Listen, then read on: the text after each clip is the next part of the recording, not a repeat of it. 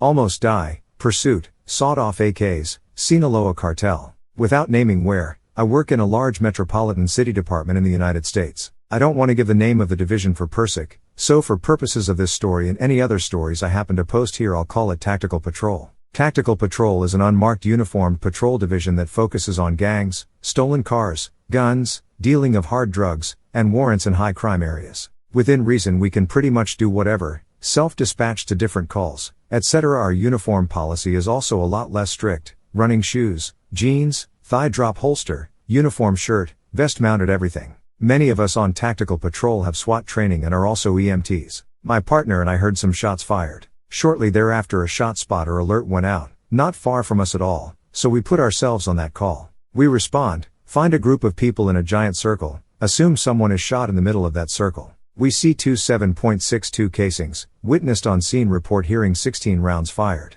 In the middle we find a kid on the ground. 17 years old male, known Latin Kings gang member. He's wearing a Kevlar vest, took 7 rounds to the vest without penetration, 1 to the leg, 1 grazed to the neck, 2 to the abdomen. Fell back, hit his head, was confused. He's bleeding an insane amount from the leg, so we threw on a tourniquet. Nothing else was bleeding very much, so we just waited for the ambulance. He also has a little 9mm high point on him, which patrol runs and is of course stolen. EMS comes. We always ride to the hospital with the ambulance, but usually just one of us. This model citizen decides to shove the medic and try for a slap, so I bring my partner in the back with us and have patrol meet us with our car at the hospital. Per usual he won't tell us anything and is being borderline violent with the medics, but he's in their 4-point restraints. We arrive at the hospital, startled because there's someone right outside the ambulance's back doors waiting for us. He also has a gun visible in his waistband with his hand grabbing onto it, so cue us jumping out and onto this guy. He tried running, didn't get more than 50 feet before we got him down and in an incomplete side control.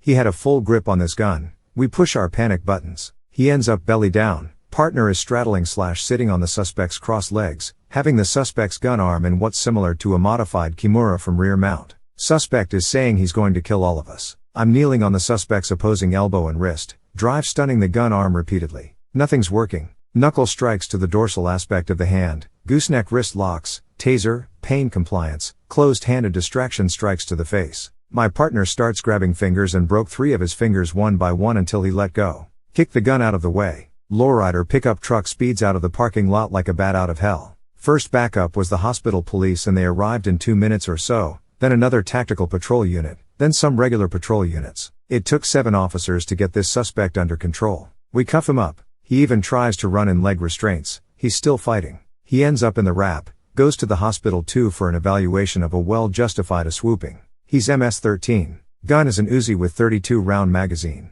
Also stolen. He's a person of interest in 3 cases homicide wanted to interview him on, multiple state warrants. After a few hours of dealing with this mess we clear from the hospital. It doesn't take very long before we spot a suspiciously similar lowrider pickup truck to the one that sped off from us in the parking lot. We coordinate with other TAC patrol units over the radio. We have probable cause for a traffic stop because of the illegal underglow if nothing else, but we were able to witness numerous traffic violations in the meantime as other TAC patrol units joined us to the extent it was suspicious for drunk driving. As soon as the lights go on, this car starts running. Within 50 seconds of running, they managed to roll the car onto a sidewalk by the projects. 3 people self-extricate and start running. We chase them. I end up tasing the one I was chasing. Other members of TAC Patrol get the second guy, and TAC Patrol's K9 unit and the drone unit search for and grab get the third. We go back to the car. We forcibly remove the fourth. All 4 individuals were armed with pistols, all stolen, multiple magazines each. All 4 individuals were felons to various degrees.